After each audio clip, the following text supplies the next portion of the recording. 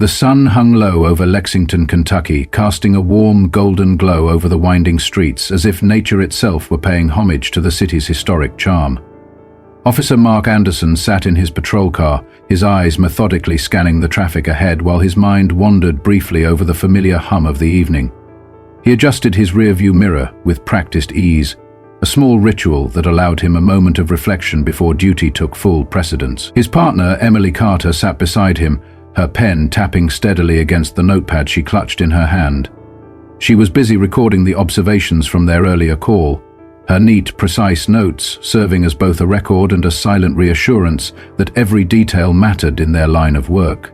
They were stationed near Ashland Avenue, a thoroughfare that marked a subtle yet unmistakable shift in the neighborhood's character. On one side stood modest single-family homes, while on the other upscale condominiums and renovated townhouses whispered of an evolving community. It was in this setting, where the past and present intertwined under the fading light, that Mark's attention was abruptly captured. As his eyes roamed the busy street, they locked onto a sleek black vehicle gliding gracefully past them. The driver, an African-American woman, was clearly distinct among the night's passing silhouettes. She was dressed in a meticulously tailored navy blue suit that hinted at both professionalism and quiet confidence. Her hair, arranged in an immaculate style, framed a face that carried both determination and a subtle grace. Her posture was upright and poised, a demeanor that seemed to provoke an unexpected reaction in Mark. His gaze narrowed, and with a low murmur that betrayed his underlying irritation, he remarked, almost to himself, "Look at that. Fancy car. Bet she's up to something." His voice dripped with disdain, each syllable laced with a judgment that belied the unspoken biases he harbored.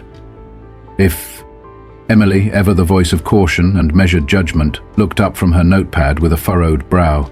"She isn't speeding or breaking any laws," she said softly, her tone carrying both concern and disbelief.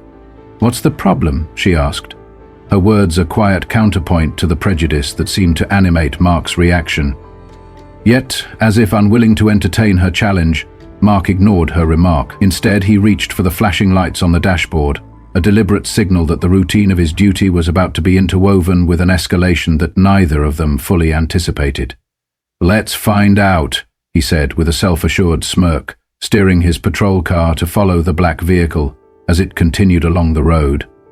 The driver, now noticeably alert, decelerated and signaled her intention before pulling over to the side of the street with an air of deliberate calm. The woman's actions were as controlled as they were deliberate, each movement executed with the precision of someone who knew exactly what was expected in such situations. Emily observed closely from the back seat, noting that the driver's shoulders tensed ever so slightly, a silent indication that there was more behind the calm exterior than met the eye. In the moments that followed, Mark parked his vehicle with a sense of urgency, stepping out with a confidence that was rooted in years of experience. "Mark, this doesn't feel right," Emily whispered as she hurried to join him outside, her voice barely audible yet filled with genuine concern. "You don't even have probable cause." "Stay back, rookie," Mark snapped dismissively, his hand briefly grazing his holster in a manner that was more show than necessity. "I've been doing this for 20 years, he continued, his tone a blend of arrogance and certainty. "I know a suspect when I see one." As they approached the driver's window, it slowly lowered to reveal the woman behind the wheel. Her name, as she would later identify herself, was Grace Williams. Her expression was one of calm caution, her dark eyes scrutinizing the two officers with a measured, almost defiant determination. "Good evening, officers," she greeted evenly, her voice steady despite the evident tension. "Is there a problem?" she asked, her words polite yet laced with an undercurrent of challenge. Without waiting for an answer, Mark leaned in close, his shadow stretching across the interior of the car as if to impose his authority, and barked, "License and registration!" He ignored the question that lingered in the space between them. In response, Grace moved with quiet deliberation. Her hands, graceful and precise, retrieved her documents and placed them on the dashboard before sliding them across to the waiting officer. Emily's gaze remained fixed on the scene, her keen observation catching a faint tremor in Grace's fingers, a subtle sign that something was amiss. Her instincts whispered that the fault did not lie with Grace, whose conduct had been entirely proper, but rather with Mark, whose demeanor had shifted from routine professionalism to an unnecessarily aggressive stance. "What brings you to this part of town, Miss Williams?" Mark inquired, his tone turning sharp as he scanned the documents. Grace tilted her head slightly, maintaining her composure as she replied in a measured tone, "I'm on my way to a meeting." Mark's lip curled into a sneer, his voice dripping with contempt as he muttered, "Must be some meeting, driving a car like this." At that, Emily felt a knot form in her stomach. The tension in the air was palpable, thick enough to be felt by the onlookers who began to notice the unfolding drama. Emily stepped closer to Mark, her voice dropping to a quiet, urgent whisper. "Mark, she's cooperating. Let's not escalate this unnecessarily." But Mark was beyond the reach of reason. Without pausing to consider her words, he moved to the driver's door and with a curt command ordered, "Step out of the car." His grip tightened on the door handle, as if to physically impose his authority over the situation. For a brief moment, Grace's confident composure faltered. "Is there a reason for this?" she asked, her voice firm yet calm, a plea for clarity in a moment that was rapidly spiraling out of control. "I said, step out," Mark growled, his tone laced with barely concealed hostility. With a forceful yank, he swung the door open. Grace, undeterred, unbuckled her seatbelt and stepped onto the pavement with deliberate caution, her every move measured and dignified. Yet as she did so, Emily's heart began to race. She watched in dismay as Mark reached out and seized Grace's arm with an unnecessary roughness, pulling her forcibly to the side of the car. Grace stumbled slightly, catching herself against the doorframe, the abruptness of the motion sending a clear message that the situation was now far from ordinary. "That's enough!" Emily suddenly blurted out, stepping forward with a tremor in her voice that betrayed both fear and a resolute determination. "She hasn't done anything wrong." Her protest hung in the air as Mark shot her a withering glare. "Stay out of this, rookie," he barked, his voice laced with an authority that now bordered on arrogance. At that moment, Grace straightened her jacket and met Mark's glare with unyielding resolve. "This is harassment, Officer Anderson," she stated calmly, her voice imbued with a quiet firmness that underscored her unwavering confidence.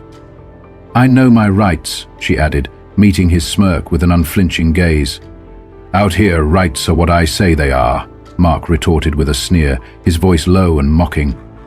Grace's jaw tightened imperceptibly, yet she did not retreat. Standing only a few feet away, Emily felt a surge of conflicting emotions, fear, anger, and an overwhelming sense of responsibility, as she realized that this was no longer just a routine traffic stop. It had become a battleground for principles far larger than a single interaction. The atmosphere around the car grew charged with the energy of an impending storm. Mark's grip on Grace's arm tightened, his actions growing increasingly forceful as he shoved her even closer to the side of the car. In the commotion, Grace's bag slipped from her shoulder, its contents, a set of keys, a mobile phone, and a small notepad, scattering across the pavement. Grace exhaled sharply, her composure never fully lost despite the blatant display of excessive force. "This is completely unnecessary," she said, her tone clipped but controlled, as she attempted to reassemble the scattered items with the precision of someone who refused to be derailed by injustice. Unperturbed by her reassurances, Mark's demeanor shifted into something darker and more calculated. He crouched down near the spilled belongings, his movements deliberate and invasive as he began to pick through her personal effects without any semblance of permission or justification. "What's a woman like you doing driving a car like this?" he muttered under his breath, his voice barely audible yet heavy with implication. Emily stepped even closer, her hands clenched tightly at her sides, her inner turmoil manifesting as she protested, "Mark, this isn't protocol. We don't have probable cause to search her things." But Mark waved her off dismissively, his focus fixed on his own narrative. "You've got a lot to learn, rookie," he snapped, his tone condescending. "This is how you keep the streets clean," his words cut through the tension like a blade, and Grace's voice hardened as she interjected, "Officer Anderson, you are violating my rights. You have no reason to search my property." Yet, even as she spoke, Mark's actions spoke louder than her protests. He straightened up, holding up one of her credit cards as if it were some piece of damning evidence, and said, "You don't get to lecture me, lady. You're in my town now." At that moment, a small crowd began to gather on the sidewalk. Their murmurs grew louder with each passing second, and several bystanders pulled out their phones, intent on recording the unfolding drama. Grace noticed the shifting tide of public attention but refused to be distracted. Her eyes remained locked on Mark as he took a step back toward the car. Emily's heart pounded in her chest when she noticed something startling. Mark's hand had slid into his pocket, and a small plastic bag was now visible between his fingers. It was a bag that had not come from Grace's belongings. It was clearly something Mark had concealed from view. "Mark!" Emily hissed, her voice barely above a whisper. "What are you doing?" But Mark offered no answer. Instead, he leaned into the car and, with an almost theatrical flourish, slipped the bag under the driver's seat. Then, turning back to the driver's seat, as if to announce a grand discovery, he raised his hands dramatically. "Well, well," he announced loudly, his voice ringing out for everyone to hear as he held up the bag containing a white powder. "Looks like we've got ourselves a little drug situation here." Grace's eyes widened in shock, a mixture of disbelief and anger flashing across her face. "That's not mine," she said firmly, stepping toward him as if to challenge the narrative he was constructing. "You just planted that in my car." Mark's smirk deepened, his expression dripping with mockery as he retorted, "That's a nice story, Miss Williams, but it's not going to hold up in front of this crowd." His words, delivered with cold amusement, were met by an increasing chorus of murmurs from the gathering onlookers, their voices filled with disbelief and discontent. Emily felt a wave of nausea wash over her as the full gravity of what she had witnessed began to sink in. She had seen it with her own eyes. Mark had planted the evidence. In that moment, she knew in her heart that what was unfolding was not only wrong, but also a gross betrayal of the trust the community had placed in those sworn to protect it. Deep within her, a battle raged between the fear of speaking out and the compelling need to stand up for what was right. Grace, catching Emily's hesitant gaze, fixed her own pleading eyes on her partner and said, "You saw what he did. Please, say something." The words hung in the air as Emily's throat tightened, her voice trapped somewhere between her moral conviction and her fear of retaliation. She could feel Mark's eyes on her, daring her to break her silence with a silent threat that whispered, "Speak up, or you'll regret it." Summoning every ounce of courage, Emily finally managed to speak. "Mark," she said, her voice trembling but audible, "this isn't right." The words cut through the tension like a knife. Mark's face flushed with anger as he rounded on her, his eyes dark with fury. "You don't know what you're talking about," he snapped, his voice rising in volume. "Keep your mouth shut." Yet, before he could continue, Grace stepped forward. Standing tall despite the anger coursing through her, she said in a steady tone, "You can't intimidate your way out of this. I know exactly what's happening here, and so does your partner." Mark, his hand now resting ominously near his holster, leaned closer and hissed, "You think you're untouchable because you drive a nice car. Let me tell you something." His words dripped with venom as he continued, "That's enough." At that moment, Emily's heart pounded fiercely in her chest. Her pulse raced as she realized the enormity of the situation. "You're crossing the line," she declared, louder than she had intended, her voice echoing with both fear and determination. The growing crowd around them bore witness to the confrontation, their collective stares a silent jury as Mark hesitated, glancing around at the onlookers. He clenched his jaw, clearly unsettled by the public scrutiny, yet he said nothing further. Grace, taking a deep breath, looked over at Emily with gratitude in her eyes and said quietly, "Thank you for speaking up, but this isn't over."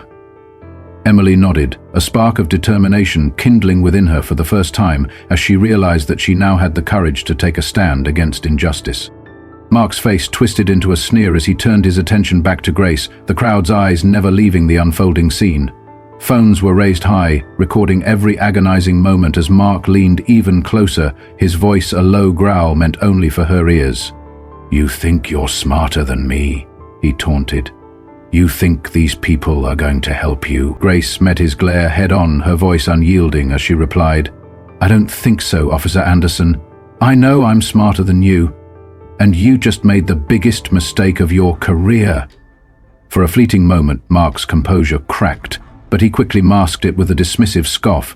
Reaching into his belt, he produced a pair of handcuffs and stepped toward Grace, announcing, "You're under arrest for possession of a controlled substance." At that moment, Emily felt her breath catch in her throat. This was the moment where she had to choose between her career and her conscience. Her father's voice, echoing long-forgotten lessons about integrity and justice, rang in her ears. If you don't stand up for what's right, you become complicit in wrongdoing. No, she said suddenly, her voice slicing through the tension like a finely honed blade. She stepped squarely between Mark and Grace, her hands raised in a gesture of both defiance and protection. This isn't right, and you know it. Mark's face flushed with fury as he barked, "Move out of the way, rookie! Don't make me report you for insubordination." Though her voice wavered, Emily held her ground. "You planted that evidence, Mark. I saw you do it. I won't be a part of this," she declared, her tone resolute despite the fear that gripped her heart. A ripple of shock spread through the gathered crowd, their murmurs transforming into audible gasps of disbelief. Grace's expression softened ever so slightly as her eyes locked onto Emily's, silently conveying a heartfelt, "Thank you." Mark's fury, now boiling over, surged as he stepped closer to Emily once more, jabbing a finger toward her chest. "You're done, do you hear me? I'll make sure you never wear that badge again," he threatened. Summoning every ounce of inner strength, Emily squared her shoulders and met his glare without flinching. "If that's what it takes to do the right thing, then so be it," she said, her voice steady despite the tumult of emotions swirling inside her. Sensing that the moment had reached a critical tipping point, Grace decided it was time to speak once more. "Officer Anderson," she said in a voice that was both commanding and calm, "you might want to think carefully about your next move." Mark laughed bitterly, his voice strained with disbelief. "Oh yeah? And why is that?" he challenged. In response, Grace reached into her jacket pocket with deliberate slowness that seemed to stretch the seconds into an eternity. Both officers tensed as she produced a leather badge holder, slowly flipping it open to reveal her credentials. "My name is Captain Grace Williams," she announced, in a tone that was calm yet firm. "I am the new commanding officer for this precinct." For a long, charged moment, silence reigned.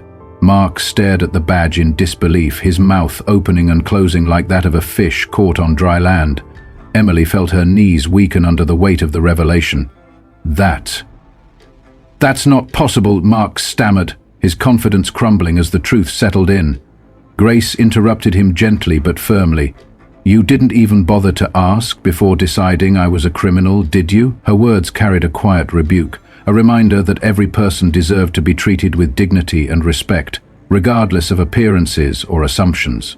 "It shouldn't matter who I am," she continued, her tone unwavering. "Every person deserves to be treated with respect, not judged by the color of their skin or the car they drive."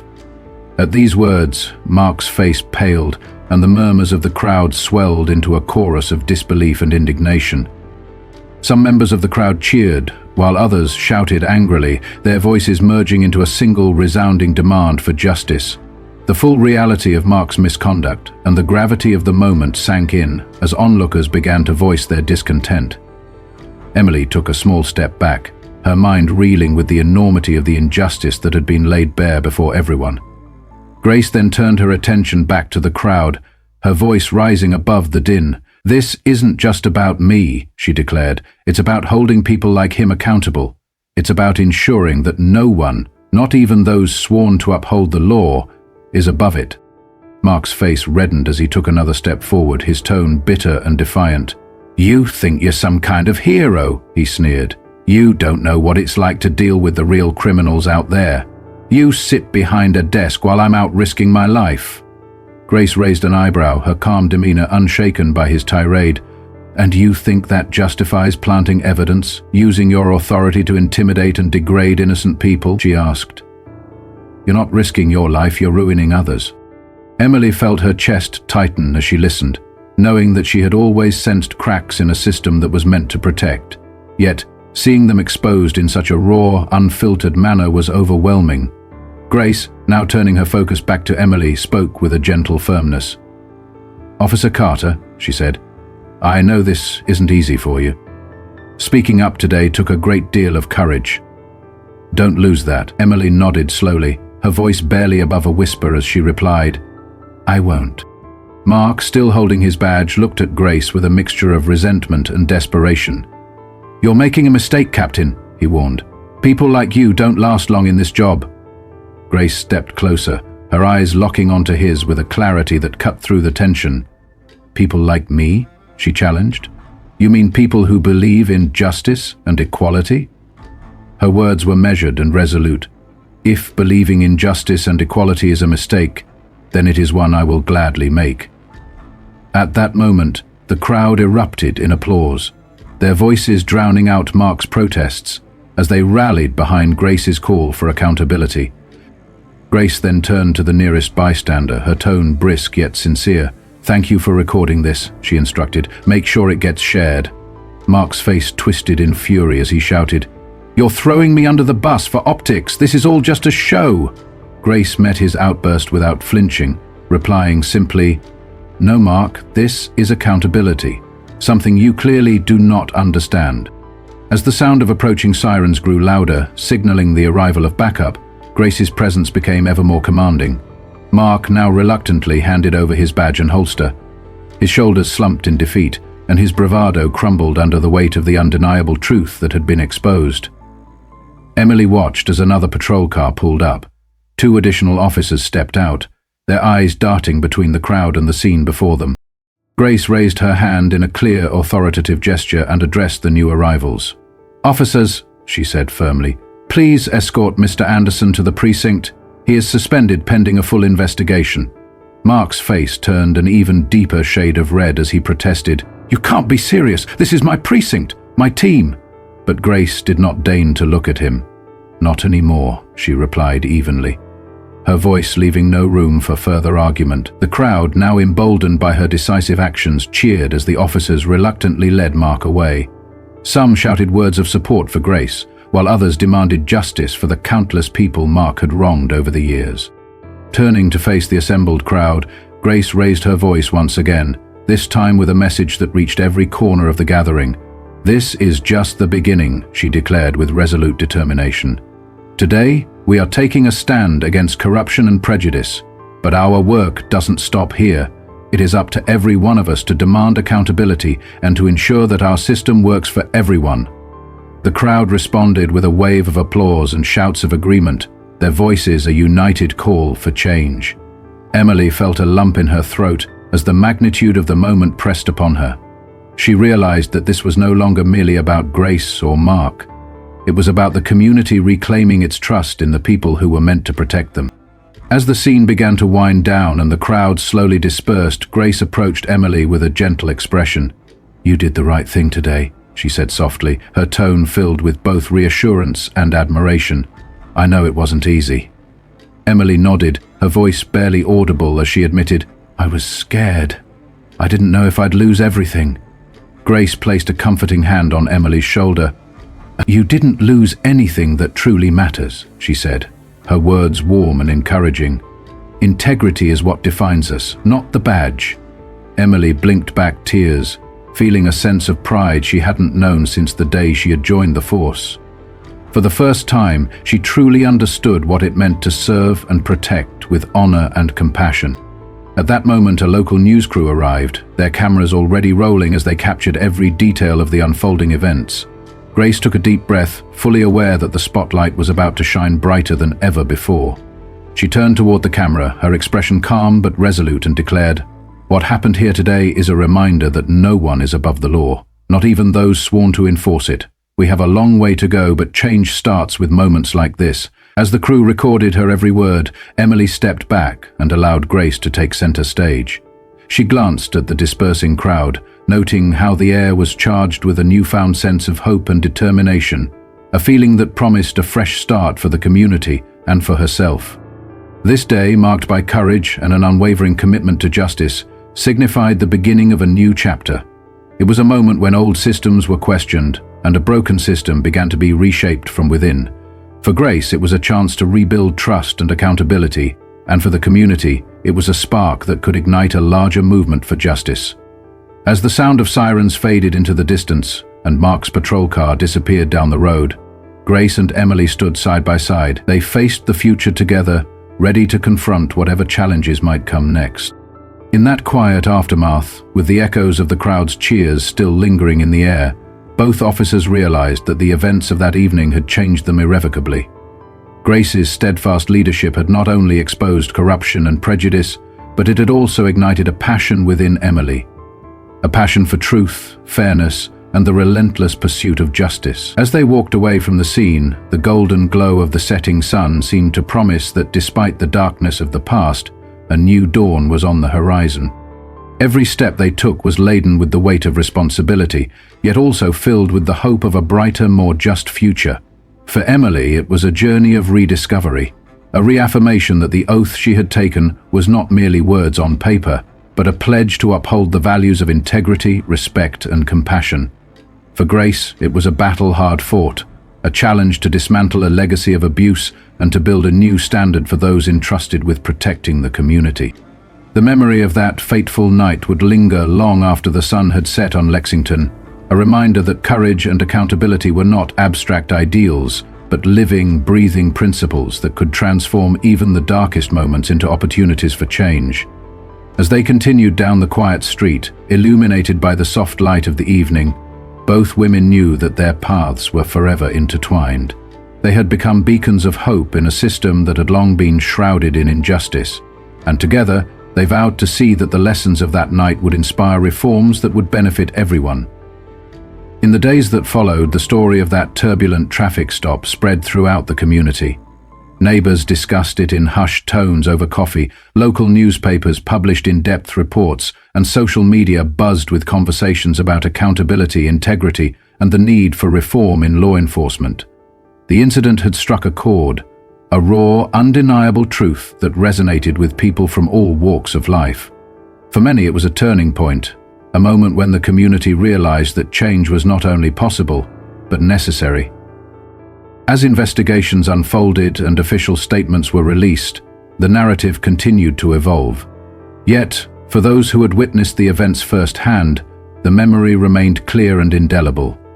A night when two officers, one resolute and unyielding in the face of corruption, and the other awakening to her inner strength, dared to challenge the status quo. Their courage and determination became a symbol, a rallying cry for all who believed that every person deserved to be treated with fairness and respect.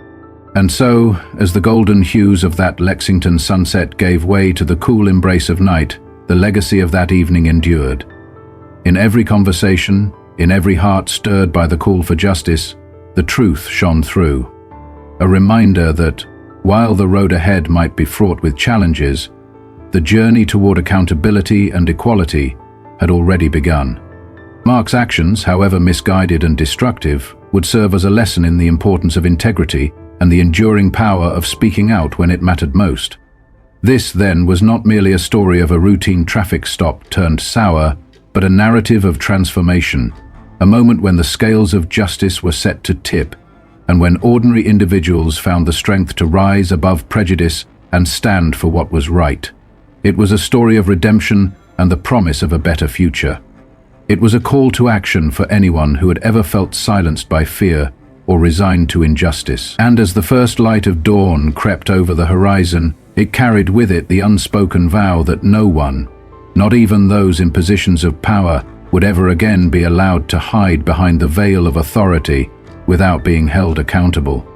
In the hearts of those who had borne witness that day, a flame was lit, a flame fueled by the courage to challenge the norm and the unwavering belief that justice, when pursued relentlessly, had the power to transform lives and communities alike.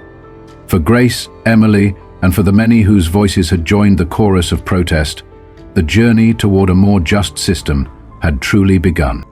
As the narrative of that evening wove itself into the fabric of the community's collective memory, it became a testament to the transformative power of truth and the enduring resilience of the human spirit. It was a reminder that even in the darkest moments, when injustice reared its head and authority was misused, there remained an undeniable hope, a hope that one day every person would be treated with the dignity and respect they deserved. And so, with each passing day, as the story continued to unfold in headlines, discussions, and quiet reflections, the legacy of that golden evening served as a beacon of change. It was a call to all those who had ever doubted the power of standing up for what was right, a reminder that even in the face of overwhelming adversity, the truth would prevail, and justice, however long it took, would ultimately find its way to the light. Thus concludes the account of that fateful night, a narrative of courage, of betrayal, and of hope. It is a story that will be remembered not just for the actions of one man, but for the voices that rose in unison to reclaim the meaning of duty, honor, and the fundamental rights that bind us all. In the end, the legacy of that day will serve as a catalyst, igniting a movement that seeks to transform not only a broken system, but also the very heart of a community determined to forge a path toward a fairer, more just tomorrow.